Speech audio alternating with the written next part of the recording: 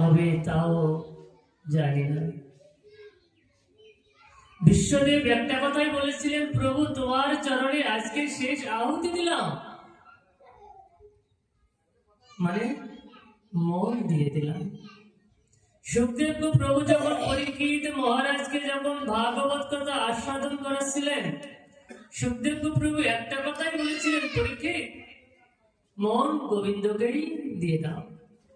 কৃষ্ণ পদারাপন্নে মনোহর, পরীক্ষিত মন গোবিন্দকেই দিয়ে দাও। আমরা কি বাবা মন গোবিন্দকে দিতে পারলাম? আমরা মন গোবিন্দকে দিতে পারি নাই, বিধায় আমাদের এত দুঃখ, এত কষ্ট।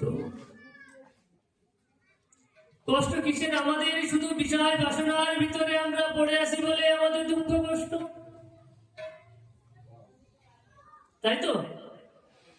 বিষয় বাসনায় আমাদেরকে দুঃখের মূল কারণ হয়ে গেছে। ভগবান শ্রীকৃষ্ণের পিতা বসুদেব তিনিও এই সম্পত্তির মায়ায় জড়িয়েছিলেন, কিন্তু ভগবান শ্রীকৃষ্ণ মায়ায় জড়ায়নি। ভগবান যখন যদুবংশ থেকে যখন চলে গেলেন, বসুদেব তখন মায়ায় পড়ে গেলেন পুত্রে। তিনি শুধু একটাই চিন্তা, যে আমার এই সম্পত্তি অর্থ করি দেখবে কে। দেবশ্রী নারদকে পাঠালেন। দেবশ্রী নারদ যখন বললেন, ভগবান শ্রীকৃষ্ণ বললেন,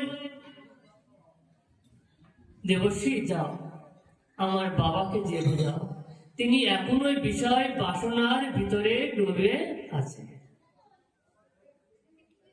ভগবান শ্রীকৃষ্ণের বন্ধু ছিলেন সুদামা। বাবা সুদামা কি ধনী ছিলেন? কি ছিলেন? বলে গরিব। তবু ভগবান শ্রীকৃষ্ণের বন্ধু তো সুদামা। আমরা তো সুদামার দিকে যাই। এই সুদামা গরিব দরিদ্র, দিন আনে দিন খায়, যা জোটে তাই আহার করে।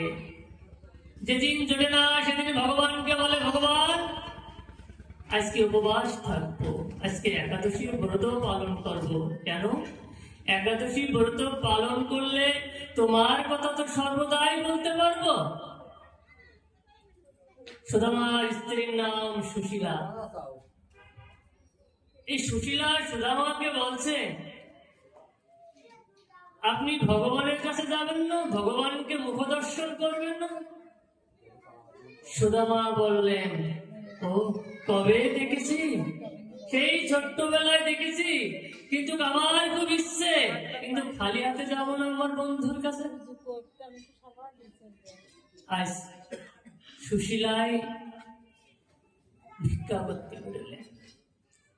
এতদিন সুদামা ভিক্ষা করে আনতেন, আজকের ভিক্ষা ঝুলি সুশীলা দেবী নিয়েছে, মানে নিজের স্ত্রী।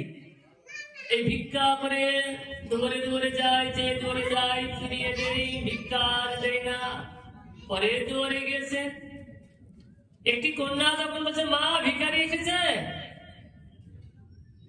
ও তাহলে একটু আসতে, ওই যে পুকুরে দিয়েছিলাম দুর্গন্ধ চিঠিটা, পুকুর তো হাত করিনি, ওটাকে দিয়ে দে। সুশীলা সেই পুটলাই করে দুর্গন্ধ চিঠে নিয়ে এসে আজকে সুদামার কাছে দিচ্ছে।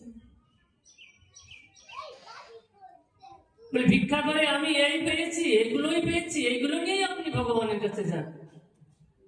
পুটলাই করে নিয়ে আজ ভগবানের দর্শন করতে চলেছেন সুদামা। চল শ্যাম সুন্দর মিলতে সুদামা, গাইতে চলে মন মন হরে কৃষ্ণ রামা, হরে কৃষ্ণ কৃষ্ণ কৃষ্ণ হরে হরে, হরে রাম রাম রাম হরে হরে। এইভাবে গাইতে গাইতে ভগবান শ্রীকৃষ্ণের দিকে রওনা হলেন। ভগবান শ্রীকৃষ্ণ দেখছেন সুদামা আসছেন, সুদামাকে জড়িয়ে ধরেছেন, বন্ধু কতদিন তোমাকে দেখি না। বন্ধুর চরণে প্রণাম করছেন। কোন এক ভক্ত বলছেন, সুদামা তোমার পাপ হবে। সুদামা বলছেন আমার পাপ হোক তবু আমার বন্ধুর মঙ্গল হোক। বন্ধু কাকে বলে? যে বন্ধন করে দেয় তাকেই তো বন্ধু বলে। যে বন্ধুর বিবাদের সময় দূরে চলে যায় সে আসছে অসৎ বন্ধু। অসৎ বন্ধু সে মদের সাথে বন্ধুত্ব করে, নেশার সাথে বন্ধুত্ব করে। আর ভগবান আর সুদামাই তো বন্ধু, একেই বন্ধু বলে। রাজমহলে নিয়ে গেছে, সিংহাসনে বসিয়েছে, সুদামার চরণ ধোয়াচ্ছে কে? ভগবান। এই যে আশ্চর্য দৃশ্যগুলো, ভগবান শ্রীকৃষ্ণ সুদামার চরণ ধোয়াচ্ছে। কোন এক পক্ষ বলছেন সুদামা তোমার তো পাপ হবে, বলে হোক আমার বন্ধুর মঙ্গল হবে। সুদামা তখন বললেন বন্ধু আমার জন্য কিছু এনেছো? দেখি দেখি দেখি। বলে না না না আমি কোনো কিছু আনিনি। বলছে না না না আমি দেখবো। টুপলা করে সেই ঝোলা থেকে যখন সেই দুর্গন্ধ তুলে যখন ভগবানের হাতে তুলে দিয়েছে না, ভগবান ওটা সিঁড়িটাকে চোখের জলে ভেসে যাচ্ছে। যখনই ওই সিঁড়িটাকে যখন হার করছেন তখন আর দুর্গন্ধ ছিল না মা, তখন প্রসাদী হয়ে গিয়েছে। এই যে ভক্তি মার্গে ভগবান কি বলেছেন? আমি ভক্তিটুকু গ্রহণ করি আর অভক্তি আমি গ্রহণ করি না। যে খুশাতে কলার সাথে ভগবান আমার সন্তুষ্ট হয়েছিলেন। বিদুরের স্ত্রী কলাটা খেয়ে আমার খুশাটা দিয়েছিলেন না ভগবানকে, তবু তো গ্রহণ করেছে।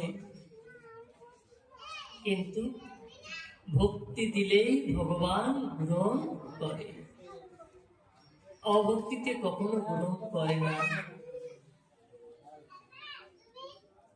তা যে ভগবানের ভক্ত, ভগবান তো তার কাছে ছুটে যায়, কেন দুর্যোধনের পক্ষে হলো না?